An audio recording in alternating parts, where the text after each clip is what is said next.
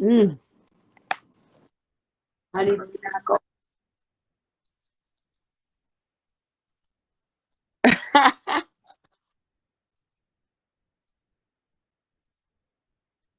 Jesus Christ. Okay, now I should have sound. Yeah, I wanted to know what you think about this.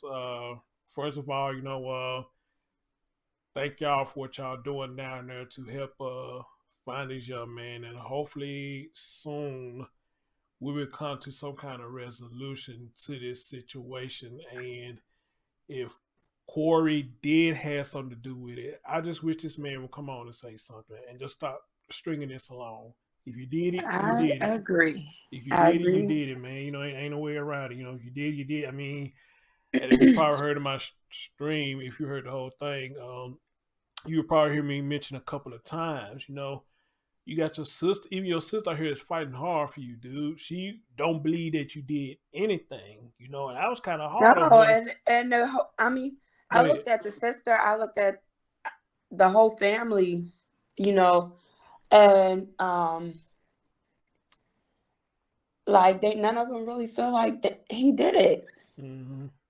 Oh, But then man. I did come across one cousin that said that had shared his post and was like, a picture of Corey in the military with the guns and stuff in the military, and Hmm. he was like looking for my little cousin. Trust no one. So I was like, okay, that's a little, with a mad face. So I'm like, ah. But everybody, it's always some family member that don't feel like you can't please everybody. So Right, right. Let me do this real quick. Hey, ladies and gentlemen, for those of you who are going to see this when it's get uploaded, I have an interview with somebody that's boots on the ground out there that's searching for Cody. I will not be releasing a name. We agreed on that. But will not unless she just come out and say her name. I leave it up to her.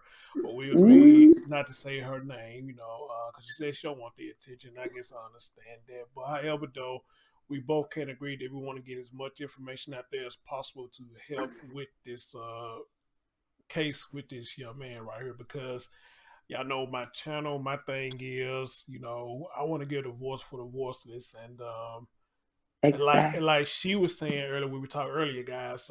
She said she felt like this story wasn't getting attention, and y'all know a lot of these stories don't get attention at first until it take people like me and other content creators and people like her to get out and start making some noise. And once we start making noise, everybody else start making noise. So Hmm. that's a good thing. So so I hope y'all enjoy this. We get uploaded. Sorry we can't go live about it. Pretty much y'all probably gonna have questions, but if we need to do a part two, I'll ask about doing a part two. All right.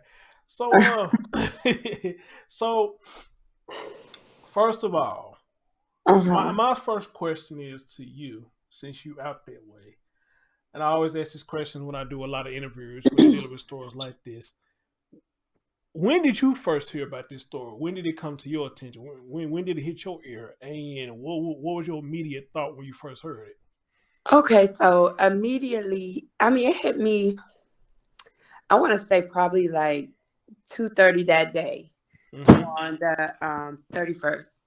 So I was immediately like, oh my gosh, I'm sharing with friends, like, y'all look out. You share on Facebook, look out, be on the lookout, be on the lookout, blah, blah, blah.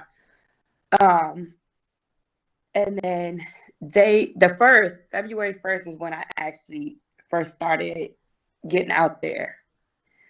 And the reason why I started getting out there is because um, the police had asked for volunteers, Mm-hmm. but they put a cap on searchers at 50. Mm-hmm. And I'm like, 50? I lived in the area close to there. So I know how the terrain is. I know that it's marshes, it's everything out there. Mm-hmm. What do you mean 50? What, Mm-hmm. like 50? So that was like, for me, that was like a riff. I'm like, what is he talking about? Mm-hmm. So I got out a little bit and started just getting out with different groups and going door to door, checking the area a little bit. And so, yeah, so that's really how I got out, because I felt like 50 volunteers was nothing. Like, what's 50 volunteers? Yeah, a lot of people they felt that was strange that they only requested for 50 volunteers, and in one of the streams that I did, somebody else came to my channel and said, "Hey, we had got together 16 people to go out there. Now they just had us like on standby and whatnot.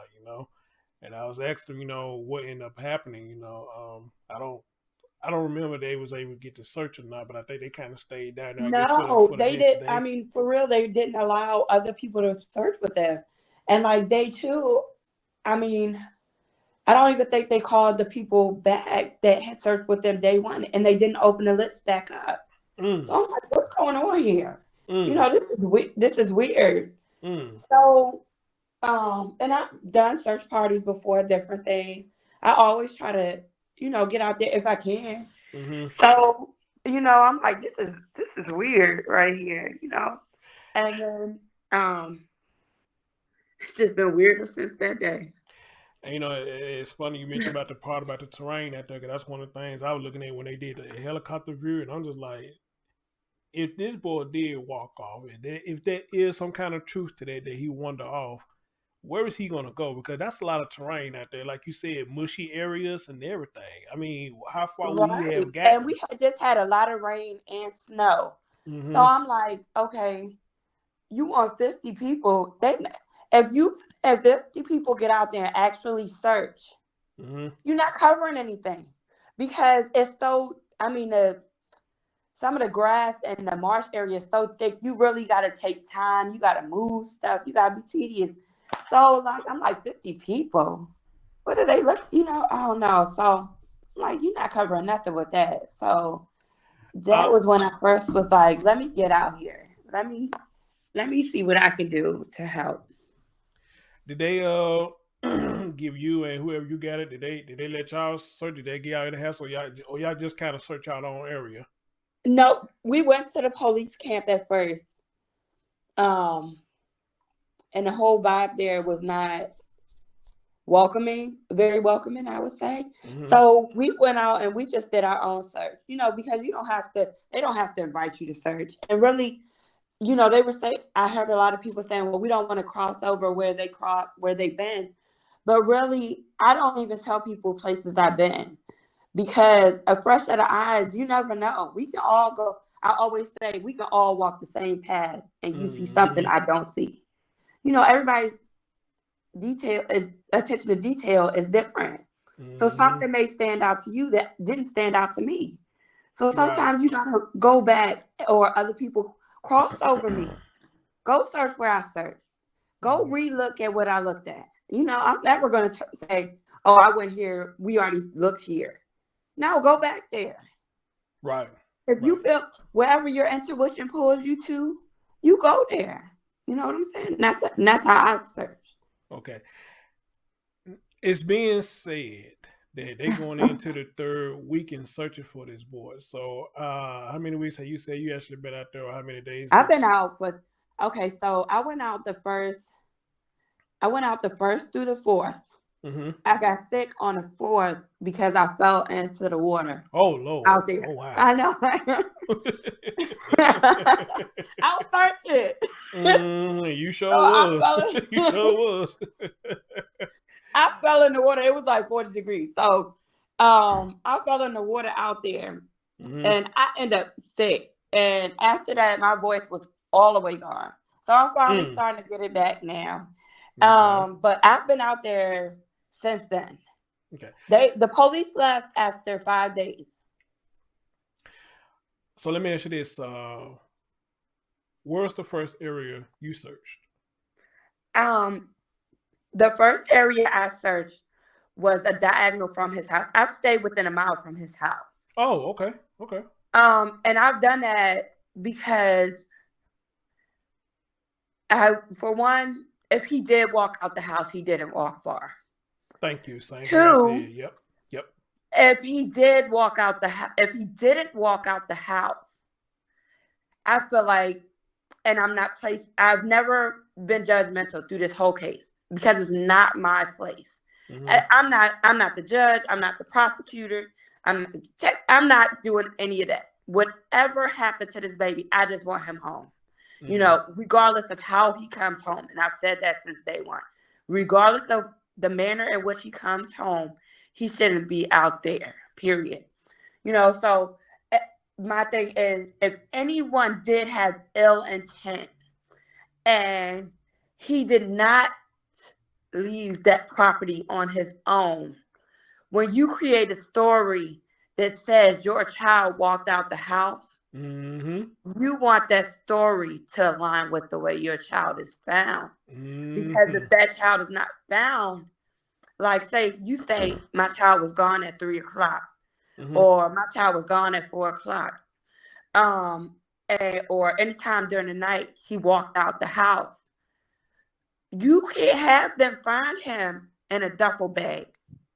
You can't have them find him across country, because now your story no longer adds up. And I feel like because everybody zeroed in on his father, I feel like the police failed. And that's why when you were like, the chief admitted to, you think he should resign? And I'm like, yes, he should. Because I've been... Oh, that was you in the comment section. That was me. Get the hell out of here. Okay, that was you. That was me. You know what? I should have picked up on it when you messaged me. I should have picked up on it. That was you. Well, I'm glad you came through, because that's why I asked. I'm like, are you watching?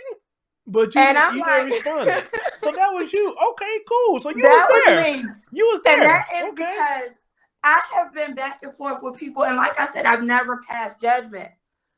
And I'm not a lawyer. You know, I'm not a detective. I'm none of those things. I'm a concerned parent who knows enough to know that if it was my child, I'd want different, right? So my problem with the way the case was handled from day one was Codi never felt like focus to me. He never felt like their main concern to me. They went there, they assumed Corey was guilty, and they zeroed in on his dad. They zeroed in on his dad way too soon.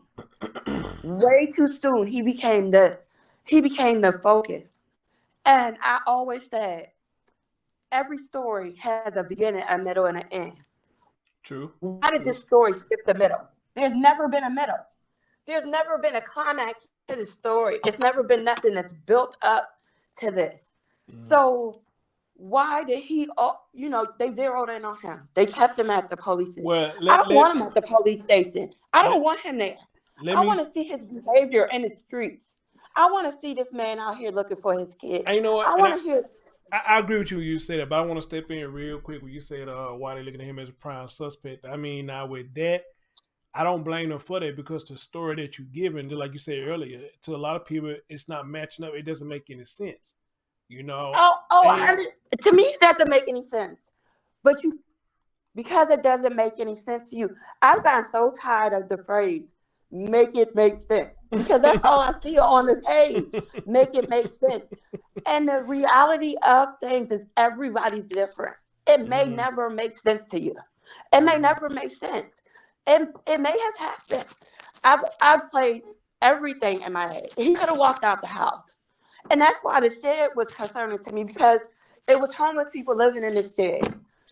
It wasn't just an empty, and it was within a view of his... Go ahead. Now tell me what you felt about the shed when you saw the shed. I'm not going to say when I seen the shed, but when I seen the stories on the shed, I felt like that is an avenue you have to also look into, because we don't have any facts. We have all circumstantial. There's no facts here. There's no pure evidence here. There's nothing. I mean, I understand you hush. You know, it's an open investigation and you're hush. Yeah. But 3 weeks in, and you still can't tell me when this boy left the house. You can't tell me when was the last time he was seen, so that you can let people know that we're looking for someone that's been out there for a few weeks. Now, when you speak like that, are you talking about the police or Corey?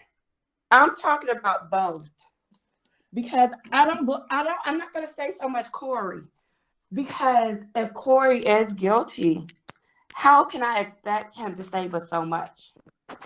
And that's why when whoever found the jacket,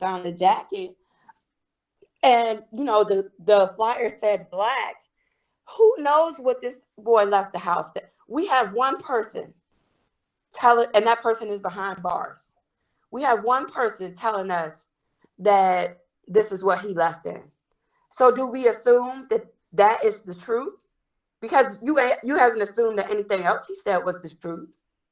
So how do we nitpick what's the facts and what's not the facts in the story? And with that, like I said, I can agree with you on that because I said in my video, I don't know if you saw the one where his lawyer came out and said a few Oh yeah, things and whatnot. I didn't see it with yours, but go ahead. My thing was, for us, with me and everybody who's talking about it, on social media, all of it is speculation. But Corey's the only one that really knows what happened.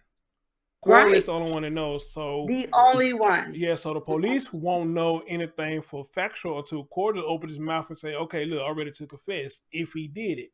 If he did it, yeah. But where is anybody else who's seen him? Where's anybody else?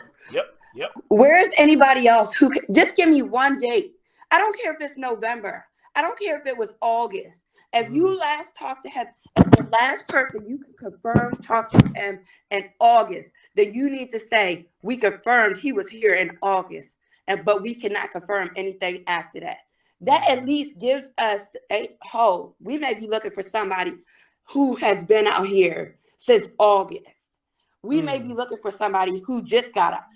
And that's why when I've always searched, I always say I scan like I'm looking for him because he's been out there for 2 weeks. But I search the ground like he's been out there for a long time because I don't know. You can't.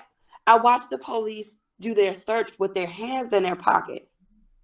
And that to me was never a search, and for the police chief to come out and say that on the 31st, he took the polygraph and asked for a lawyer on the 31st.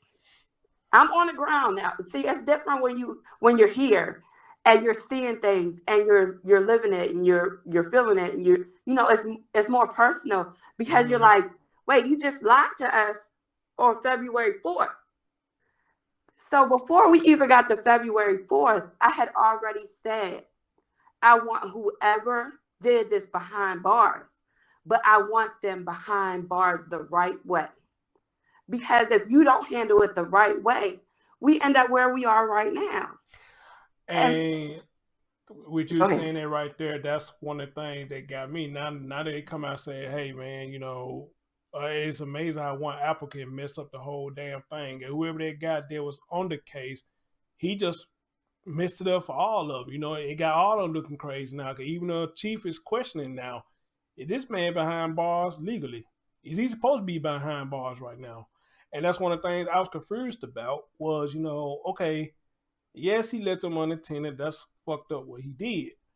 But he is not supposed to be behind bars for that's what I'm saying. Why is he behind bars for that? And that's that. Okay, so you come out and you say that on the 31st, that's what he did the polygraph. So that's what I guess leading into the first is when he asked for the lawyer. On the 3rd is when the lawyer and the sister was at the jail and they denied them access to Corey. They denied even taking the lawyer's card and giving it to Corey to let him know he had representation there. Okay, so that to me, for one, that was messed up because I've seen plenty of parents, I've seen plenty of family members, the representation for their loved ones, and that representation go to the jail and speak to that person. They didn't have to get them their stuff, especially if he had not been given a phone call yet, which he had not. At that time, he hadn't even been able to call his family. So, and I'm not gonna say where who came from, but that's not it's facts. He had not even been able to call his family yet. So, at that time, on the 3rd, you denied them that and told them to go talk to Commonwealth attorney. Mm-hmm. Okay, then now we're on a 72-hour hold that you've had him there, and you're still saying he's there voluntarily. Well, you've already violated. He's been there 72 hours. You haven't filed a charge. He was not there voluntarily if he invoked his right for an attorney and he wanted to leave. That's not voluntarily. So then you've kept him there. You come up with a press conference on the 4th. You stand in everybody's face and you, I quote, say to the world, Mr. Bigsby was in the United States, Army or Marine, whatever, yeah, in the military for 21 years. He was honorably discharged with as a second sergeant, first sergeant, whatever. He knows the law. He is an intelligent man. If he had asked for an attorney, I would have given him one. But he never did that. That was your words to the world. And it was a lie. Because 3 days prior, he had asked for one. And you denied him that. And I'm not taking up for this dad. Because I feel like whoever did it deserves everything that comes to them. But you have to do it correctly. You cannot be out here violating people's civil rights in the process because you throw away a whole case. And now, instead of me seeing Codi, people searching for Codi, all I hear is Corey. Corey, the dad. And that's not what the focus should be. But that's what it's always been to me. Even when he gets up there and he says, I'm here for a 4-year-old child who doesn't have a voice, and I'm speaking for him. You know, and that's my main concern. I've never felt that genuinely. Because I felt like the focus was always the dad. Mm-hmm. Well, let me see if I can kind of make a little sense of that. I can kind of understand. Make a little sense of it for me. Yeah, I'll do my best. Okay. But I think a lot of people are probably looking at Corey because he the one that put the story out there, and to a lot of people, they like, Wayne, dude, what is really going on here, man? Why won't you just come out and say what happened? Because nobody really believes what you said happened other than his family. So that's why people looking at him because they getting kind of frustrated with him because he's not coming out saying nothing. I understand that, but at this point in your case, where the police chief and them have violated your rights and messed up, you got to think anything that they took after they violated his rights is no longer admissible. They can't use that stuff. It can't be used. And now you have him on a neglect charge that he admitted to. The right lawyer, that charge is nothing. Like I've been saying, that's nothing. Because for one, Virginia State does not have a legal age that your child could be left alone. Mm-hmm. There is no legal age. Now, they say you should use, your child. You should use if you feel like your child could be left alone, that's at your discretion.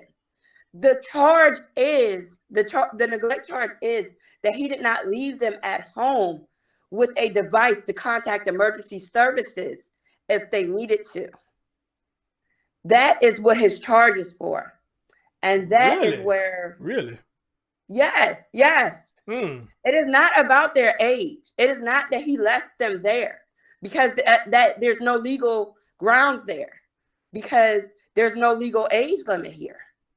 So the whole thing is that they didn't have a cell phone or a house phone there to contact the police if something happened. Okay. That was that. So now he how do you really touch him now? How do you really come for him? Yeah, see, that's the thing I said. Like somebody hit me up on Facebook yesterday, and they just like, the way things going now. Yeah, they probably gonna have no choice but to release him because if the chief got a question now, is he in there legally now? They gonna have to let him go. It sounds like they're gonna end up letting him go. My soul said he's gonna be let go anyway. He's gonna be let go, and there's gonna be I guarantee Can you imagine how many civil attorneys are already calling? They violated it's a civil rights case now. So now anytime you come for him without a body, without this baby's body, without proof, without hardcore proof, you can no longer use circumstantial evidence against him. And you can no longer just keep coming at him, because then it looks like harassment, because he has a lawsuit. Because I'm sure the sister's already said, she said, I want to find my nephew, and then Hampton said he's gonna have the lawsuit. But because and she said this on February 3rd. If you go to Rhoda's lives, the sister said that on live, February 3rd. Mm-hmm. So here we are, and now you have to stand in front of them and say, I violated those rights. Those rights were violated. The case is won because you already saying you violated them.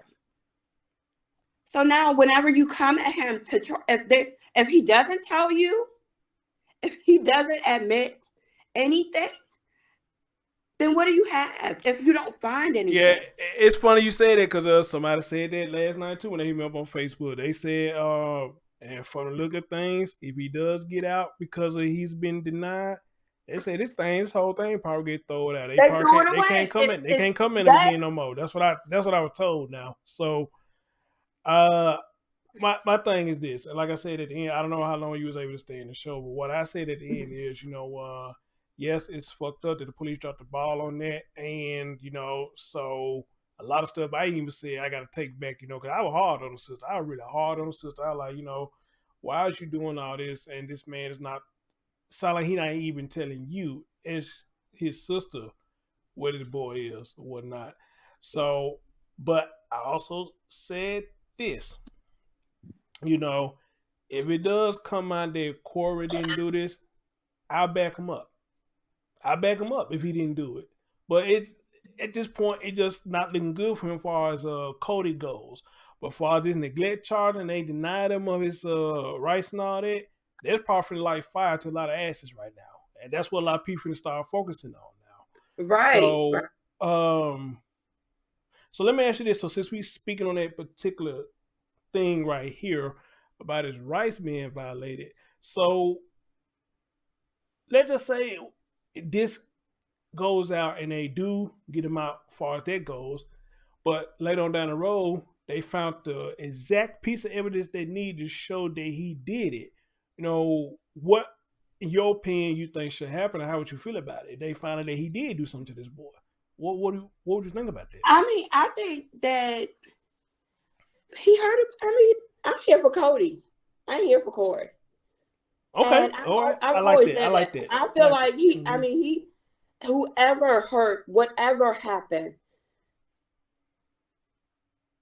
I'm here to have justice for Codi. Okay. So, but I want that justice the right way, right? Absolutely. I want the right person. It's too many wrong people in jail. And that's not to say any part of me feels like the dad is innocent. But I don't even focus on innocent or guilty, mm-hmm. because as long as he's not speaking, we gotta leave every door open, every door, mm-hmm. and you gotta search like every door is open. You gotta search like he's been gone a year. You gotta search like he was kidnapped, and that's one of the problems I had with the police department. That didn't come across because you felt like it was him. But you can't prove it wasn't an abduction. An Amber Alert should have went out. You have no proof it wasn't an abduction. You don't have that. So, and that's why I stand behind them protesting for a Codi alert, because there should be an alert for any child that goes missing under any terms whatsoever. A child is missing. I did flyers day 4. I went a block, and I mean a block, over from Codi's house, and I knocked on people's door to hand them flyers. Okay. And they didn't know what I was talking about. They didn't know that this little boy was out there somewhere. And they're right there in the complex. And they're right there. They had Ring cameras. I said, please look at your Ring camera. You never know what it may have picked up that you thought was nothing. Because for me, this is an intelligent man. I give this man here is intelligent, just like the police chief said. And part of me feels like you played into his hand. You know what? It's funny you said that because I said that in one of my streams that Corey, because they asked him in the conference, is Corey aware of what was going on? He was like, I really can't say, that's something I got to look into too. And I was saying to the audience, I believe he does know what's going on. He just sitting back and just milking it out. He just sitting back and watching everybody, just milking this thing out, see how far it's going to go, and how hot they're going to be on the trail to finding this boy. So it's funny you brought it up, and I'm glad that you did. So now, let's go back a little bit. Let's go back a little bit, because this thing about him going in there voluntarily, when you heard that, or what did you really hear about that? Because some people say they don't think he went in there voluntarily. A lot of people said he did went there voluntarily, but probably doing it in a sneaky way to try to see what all they know. So okay, so like he said, I think he said that Corey called at like 9, and they was out there by 9:06 or something like that, and that's when they took whatever, started looking for open investigation. So I think he went down originally voluntarily. Okay. Because he took his 3 kids with him. Okay. You don't take your 3 kids to the police station. Yeah, first time I heard that, yeah. He took his 3 kids with him. So, because he did that, I feel like he went down there voluntarily. Okay. But another problem I have is, why did it take from 9 or 10 o'clock when he got to the police station till 2:30 for you to do a formal statement? That's a long time. That's a big gap. Like, why did it take that long for y'all to sit down with him? And I'm ignorant to this. I don't know how that works when they get you down there and interrogate you. So I'm ignorant to that. I can't answer that. I'm ignorant to that. I mean, I don't know either. But when it's a missing person, it's a missing 4-year-old. Why isn't that should take precedence over everything else? I mean, I understand he ain't the only missing person. I understand there's other missing people. I understand there's other stuff going on. But everybody has a different role. So that formal interview should have taken place before that long. Then I feel like also that after that point, after, you stay down there, you watch that, they stay longer. It takes hours. They interview over. They ask the same questions over and over and over again, trying to get you to answer it a different way, trying to get one word to change. And what you say, that's interrogation. But because of this case was playing out the way it was, a part of me does not believe that this one detective was the only person in a room with Corey. Because, and if he was, then that is another place to me the chief dropped the ball.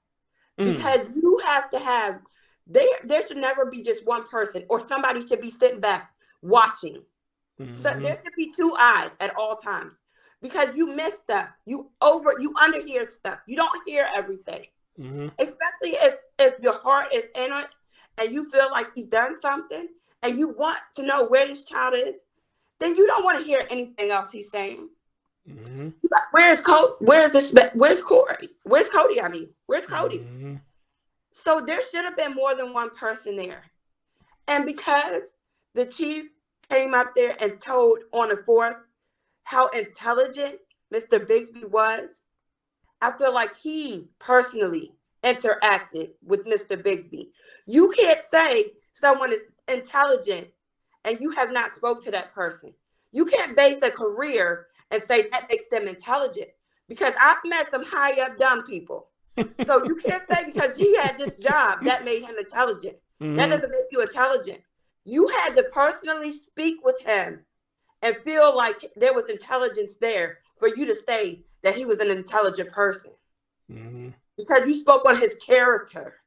You didn't speak on his behavior or his career. You spoke on his character. So you had to know that character, which means you talk to him as well, not Now, just that I don't detective. think the chief ever said that he didn't talk to him. I don't think he ever said But so that. then you need to go, because if you spoke to him, which I'm sure you did, you had to speak to him between the first and the third. Possibly, yeah. So Possibly. he invoked his rights. Mm. So that's why you feel like Chief should go? He should go. And because you are responsible for your crew. I don't care. I don't care. If we go somewhere and something happens somewhere, or the Navy, take the military. When something happens to the soldiers, who is responsible for those soldiers? Their chief. Those are your soldiers. Those are your foot soldiers. You're still responsible. You're still responsible. When people fail and you expect them to resign because someone on their crew failed, but you also expect everyone else to resign, or you expect their leadership to resign, then I feel like he also needs to go as well. You failed, this little boy. You failed because you focused and it was zeroed in too fast. You skipped so many parts too fast. It went from beginning to end with no middle. You went But from, oh, we now, got a missing person and dad's guilty. And then on the fifth, y'all stop searching. And on the fourth, before they did that press conference, on the Hampton Police website, they Facebook page, they put up there, we are no longer accepting donations in Codi's name. Why is that? This is an active investigation. Why are you no longer accepting donations in this baby's name? Because you took a victory lap. At the end of that, they said HPD strong. But you failed. You weren't strong. You took a victory lap before you finished the race. And that's my whole problem. That's my problem. You know, and I mean, I understand where everybody coming from. My main focus is Codi. I can't, Corey, we can get him. He could have been got. I don't care if it took a year, if he fled the country and we had to get him 5 years from now. I don't care. Every resource should have been in the streets looking for Codi. Mm-hmm. Every resource. Corey, we could have came back to. Because he wasn't going to tell. I mean, what made us feel like he was going to tell? He's built not to break. You know what? It's funny you say that, because I thought about that too. Was he trained to not break like that? That's probably why he ain't saying anything, because he trained not to break. He's built for this. Like, I mean, they say he shows no emotion. He built for that. He's showing none. He's built for that. None. He's built for that. So, I mean, you can't, that's what they're, like, that's what they made for. Well, you heard me when I said they fought the chief. I don't think he needs I know how you feel. And I don't think he need to resign, because let's just say if he did, though, and you bring somebody in that don't know what's going on, would they have to start the whole thing back over? And they already do. And because he's no longer, they're bringing in a whole new crew. It's already ground zero all over again. Because everything that they discovered was after rights were violated. You can't use that. You can't speak on it, which explains why was this so hush? Because before they came out and said that they violated his rights, they already knew that. They knew that a long time ago. Why did they come out now? Because Corey's lawyer came out and said, I've requested all video. I requested all tapes. I will review every hour. So you had to come out before he came out, because that made you look better.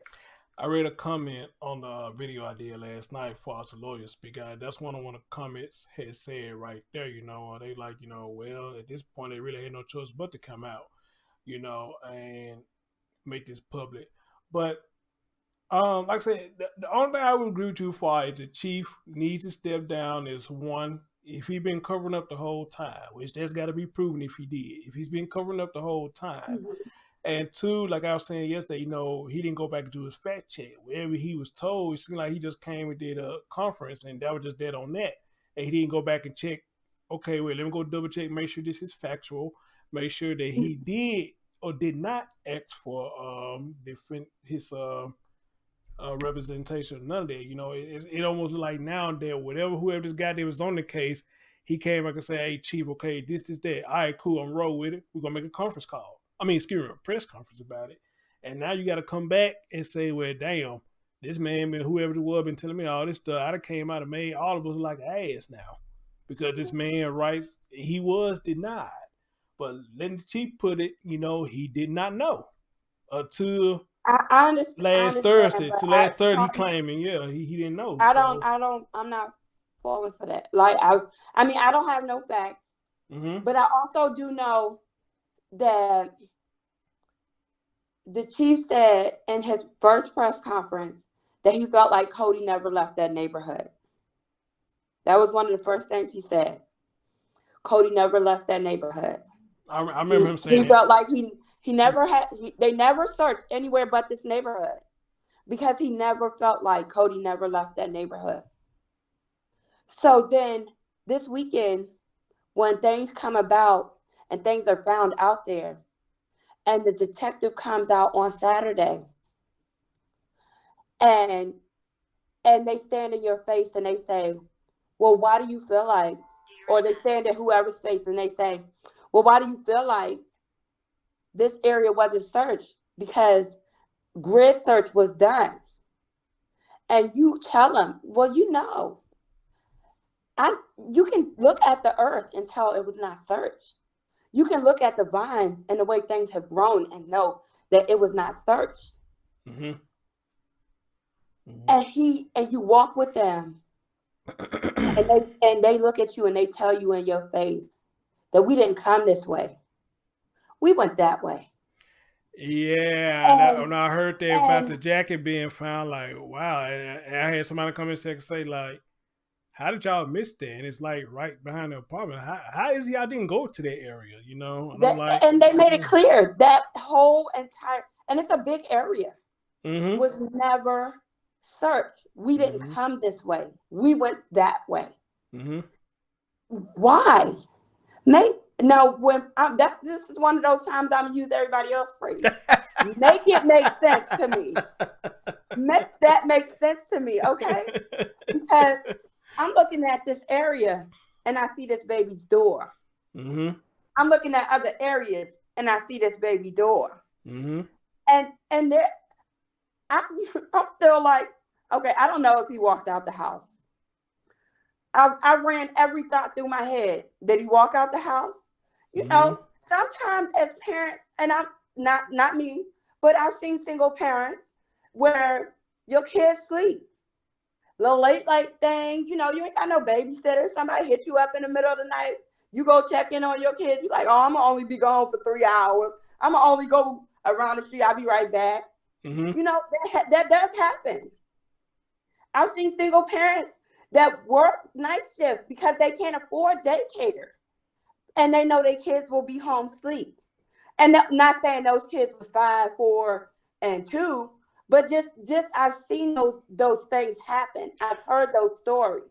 So you can't rule these things out because you still have to keep that in mind that maybe he did leave that night.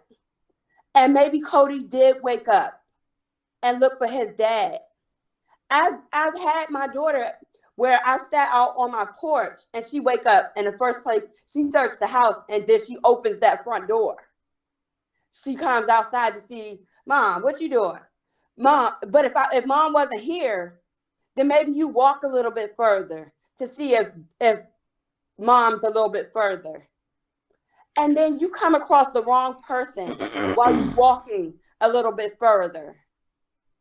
And then you're gone. But that still falls back on, for me, that still falls back on Dad. Right. Because that's your neglect. But that's not your murder.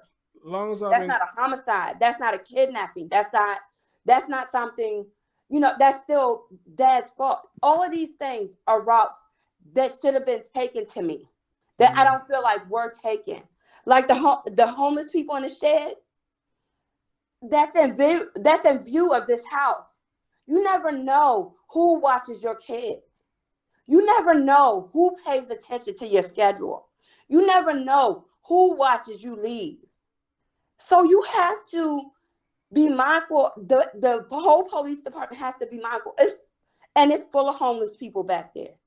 It's full of indigenous people back there. So you have to you don't know people's mental health status. You don't even know neighbors' mental health status. So all of that, you still have to take in mind. You know what I'm saying? I'm going to agree with you with most of what you said right there, because you're absolutely right. You just don't know people's mindset. We don't know his either, you know, so you're absolutely right on that. No one's. You're absolutely right. That's why it just shouldn't have been a focus. No, there shouldn't have been one focus. It should have been a range of them. But here's where I'm going to part ways with you just a little bit. I like when you part ways. That theory where you said that he might have left and Codi may got to look for him.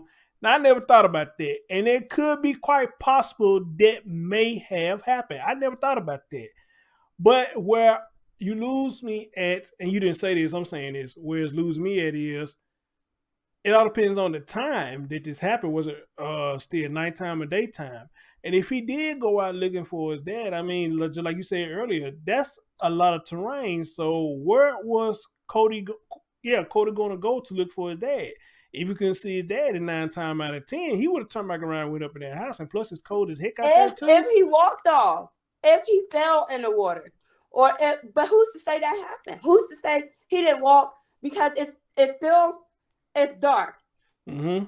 And everybody, I hear a lot of people say, "Oh, the chief said, I do not know a 4-year-old that will walk out the house that night." That's not facts. That's not facts, though. That is not fact. Now, hold on, but listen what he said, though. Listen what he said. He said he don't know. And me too. I don't either. I don't know if you don't know, but you can't base it off of what you know. You have to be open. Your eyes have to remain open to every possibility. And it's lights all out there. So it's dark, but his house is under street lights. So maybe he walked to where the car is. Or maybe he walked to where dad always parked. Or maybe dad smokes and he is used to dad not smoking in the house and he stands out on the front porch. You don't have to walk from so far before the wrong person can grab you. You know, you don't have to go that's far. True. And that's true. And for that to happen. And I agree with you, but I'm just saying, and I'm not saying that's happened. No, I get it. No, trust me. I get exactly what you're saying. We just thinking about theories right now. These theories right now, you gotta be open-minded. You sound like me. You sound like me because when I do a lot of these stories, I look at all angles too. I'd be like, what if that happen? So me personally, you're not saying nothing wrong. You just looking at every angle like I be doing. So like I said, what you said about because I feel like that's how you get to the bottom. Mm-hmm. You have to rule out everything before you can zero in on one thing. Mm-hmm. And I need evidence that this was ruled out. I need evidence that this didn't happen. Mm-hmm. And they don't owe us that. But so you see police kill people. You see those photos and those things released. Those calls. Let me hear his phone call when he called in. Why is there a gag order on those type of things? You know, I don't know. I don't know, but now there's things there that just don't add up. That's missing to me. Like, let me know that, and that's part of why I felt like they shouldn't have arrested him right away. Let us see this. Let us see him. Now, I'm with you on that. I hope they do release his 911 call. I hope if they can release the interrogation. I hope they do release it. You know, and I think a lot of people like to see that. Yeah. Bring some transparency to this case. Because if you want the community to stay out searching, because y'all stop searching. And I've never understood that on day 5 when they packed up their camp and they said, we're turning a new leaf and it's going to be more investigational. How? How did Well, that happen? We found him? Is he home? maybe this what it means, and I'm just like you. I'm not saying, I'm just throwing something out there. Because you remember one of his conference, he said, "We don't go to a place unless we feel like it's evidential for us to go out to the area. So we out there, did we got a tip or we got some kind of somewhat Let me tell evidence to go to you, the area."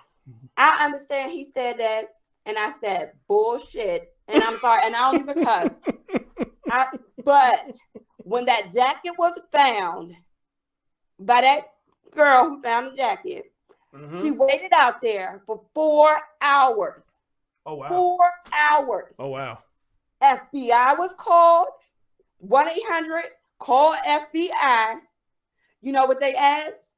Is this about Gavin Petito? No.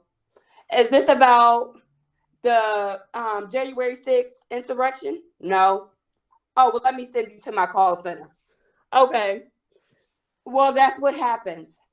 Wow. So then you leave a message. You get on the phone with somebody, a call center agent, whose name you ask for that they can't release. And they give you a badge number who nobody knows exists. Oh, this is my ID number if you call back. But you can't call back, and they laugh and they say, "Oh, we don't even use those." Okay? So this is what happens when you call FBI number. And then you call 911 because you've been out there waiting for somebody to come. Because even if it's not his jacket, it's a jacket. And it deserves, you don't know what he wore. We can't focus on he wore black with black and this and that because we don't know. We don't know. So it's a jacket behind this child's neighborhood that should be looked at.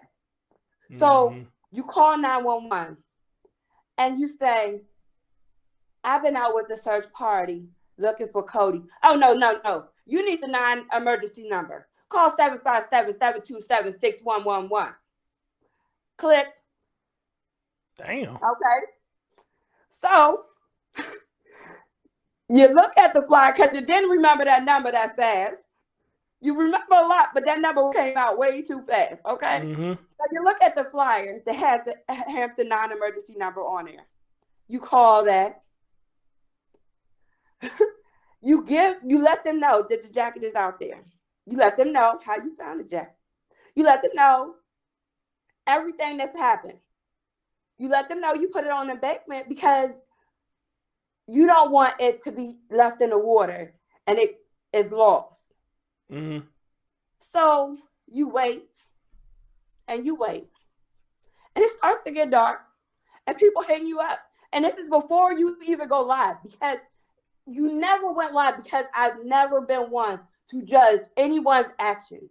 Not the police, not anyone else, right? Because I'm not there for that. Like I said, day one, I've never came and said, "This wasn't done right. This didn't look right to me. This didn't seem right." So you're not on live. You're not even putting out anything. You ain't even told nobody but the police and your best friend who's there with you, who's actually left because you're still waiting and you've had to wait so long and they've had to leave. Left, and y'all are the only people who know at this time. So then finally you waited for so long, you go on live. You like, if there's anyone out here, can you know, because it's getting dark. So a nice young lady says, "Honey, you out there by yourself and it's still no one out there." They drive 40 minutes to stand and wait with you. Now you done called the FBI. You done called the police, 911. You done called the 9 emergency number. You done even got on Facebook and called your HPD friend and said, "Look, I found this. Please get somebody out here." Right. But they didn't want to step in because it would have they didn't want to step in. That person didn't. And I respect that. So you still wait, right? You still waiting. The girl you've never met comes to wait with you. It's getting dark. Y'all still waiting. You pick the phone back up. You call the FBI again. You go through all the prompts all over again. And at the same time, the same person waiting with you is calling the FBI as well. Mm-hmm. The FBI takes the same call. They laugh again about that, looking for, because I'm like, I want to talk to the same person I talked to 4 hours ago. Okay? Because I'd have been out here that long. Then you call, now the person that's waiting with you calls 911. They do them the same way. They hang up on them. And you call that non-emergency number, and the person says, and I quote, "Oh, this has been called in already. They said it was on the embankment. I have made people aware, and they will be out there. But no, I cannot give you a time frame." Okay, so this case is so important. This case is, y'all are searching everything. You're running as soon as people call, you say. But you're not. And so people are on live and they're sharing the non-emergency number.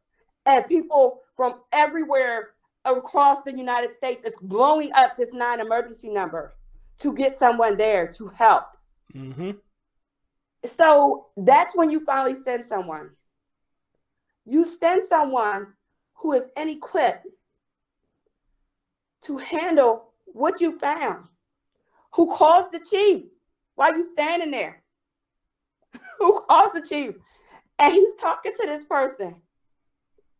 So he tells him to babysit it because the detective that comes doesn't even have an evidence bag with him. So he tells him to stand there and just don't move, that someone else will be out. So an hour goes by and you laughing with the detective because now you like, dang, they don't even value your time. It ain't even important that you standing out here. Your time is not even being valued when you could be doing other things. So they send the same detective that on Friday they knew had messed up. On Friday they knew he messed up, but they sent them out there on Saturday. The same one they sent out there. And I know it's the same one because the same detective's phone is no longer working. So when you call now, it goes straight to voicemail. There is nothing. So you sent the same one who messed up on Friday out there on Saturday. Did the chief show up? No. He never showed up. After learning that y'all made all these mistakes, you still didn't come to supervise your crew to make sure things were done correctly. And I have a problem with that. You know what? And I'm sorry, I ain't even trying to go that deep, but I have a problem. No, you good. You good. Like I said, the reason we're talking now because you are one of the ones that's out there helping searching again. Thank to all of you that's out there helping, and right. You doing this call with me. You doing this call with me because I want to know how you feel about it. That's all you doing. You just telling me how you feel about it. You know. Yeah, I mean, I like the fact that understand everybody's gonna feel different. And everybody, I love that. I put that in the group all the time. I love that because it's diverse. Because you see things one way, and I'm all for a change of opinion. Tell me, educate me on what you feel is different. Because I'm going to educate you on what I feel is different. And that's why it's supposed to be a conversation, you know, and like we having a conversation. Right. So like you said earlier, it was a couple of things I like, damn, I didn't even look at that. That's something, wow, damn. I didn't even, especially when you said he did left and Codi may have walked up and tried to look for him, you know. Even there I said, well, I never thought about that. But then you heard me say, well, it could be possible, but I don't think he walked far though if that was to happen. But, you know, again, there's just a lot of just things that we just thinking about that could have happened, but it could have happened. You know, yeah. A lot of these things could have been ruled out with a tighter timeline. Like if you, I'm telling you, when I say, first of all, the first thing that upset me was the first missing persons photo. That upset. I inboxed the police department because day 3, the sister was out there searching. Corey's sister was out there searching, Mm-hmm. and Cody's older sisters was out there searching, as well as cousins. But they didn't announce themselves. And they don't have to, and they don't announce themselves because people come for them. And that's always been what it's never been for that purpose. Mm-hmm. If you're going to stand out there and they say, oh, that's my brother, or I'm a family member, and then y'all stand around them instead of searching and start asking them questions. Well, do you think this? Well, do you think that? Well, do you think this could have happened? And now we no longer searching. We just want to know what you think. Right. So it can be a distraction. So when I've always said, when people said they're not doing anything, you don't know that. Right. Because they were doing things. Right. Right. They just didn't have to validate that for you. Mm-hmm. They didn't have to, because they don't know. I mean, people don't know. Everybody's family dynamics is not the same. That's right. You true that. They're not the same. Like, I have brothers my dad has kids, like they do. Like, these are their brothers. But you have to realize that these brothers are the same age as one of these sisters' kids. Mm-hmm. So there's that big age gap. And then you don't know what happened with that relationship with their dad, or with that relationship to where how close they really are, or how often you really talk. I have nieces that I can look, if it wasn't for Facebook, I may not have a recent picture of them. Because for one, my brother is not as active as he should be. And that's no excuse to why I shouldn't be. But if it wasn't for Facebook, I really don't see them. And families are like that. That's some people's family dynamics. We aren't here to judge that. We aren't here to say, how do you not have this? Mm-hmm. So to see, but for them to look at a picture of a little boy with flip-flops and shorts, that was the first thing that caught me. I'm like, oh, he ain't been here since summer. I'm like, where is this his most recent photo? This is what you give to people searching? Right. And then the sister brings out a photo and shows people searching that day who's looking for a little boy with braids. Who's out there looking for a little boy with braids? And she shows this baby with no hair. No hair. We're not even looking for the same kid. We're not even looking for the same person. Like, looking for a kid with hair and no hair. Look at those two pictures. That's not even the same. I mean, it's the same person, but look at how he grew through that photo. So to the average person, we're looking for hair. We're looking for braids. We look for this little boy with hair. Mm-hmm. That's a part of his description. Right. I haven't seen too many pictures of it, other than the one that they've been showing with the braids, and the one that, like, he just standing right there with the afro hair. Like, that's on two out of seen them. If there is other pictures, I haven't seen them. I mean, I've seen, she shared some, she shared some with him smiling. There's been some without him smiling. I just don't look at those things to judge anything. Right. My daughter don't smile in not one picture. I have to fight her. I be like, girl, you look like somebody stole your best friend. But my daughter is also on the autism spectrum, but not to where people would really notice. Right. But that's her emotion. She don't want to smile. She don't smile. Right. Every picture is a straight face. Right. Mom, hurry up. Well, dear, here's my last question, and I thank you so much. Because I know I don't even be up this late. I'm supposed to be doing homework every day. Well, meant for us to talk then. Here's my last question to you, since you're out there helping and whatnot. And I want you to tell me what you think about this, because somebody else's video that I played, it might have been last week or the week before last. There's a rumor, allegedly, somebody saw a gold car and saw allegedly a woman and a man getting out this car, going to the trunk, taking something out the trunk, and throwing it in the creek, and took off. So, have you heard about that? That's the first place that Cody's aunt and sister showed up, was that march. Okay. That was their first place. While everybody was on Pass the Judgment, they were at that march that day. But the only thing, I mean, and that could be case. That could be case. That happened. It was close to home, and it could have happened. Okay. But who? Right. Exactly. You know what I'm Right. saying? What are y'all leading? Where's the gold car? Who's the girlfriend?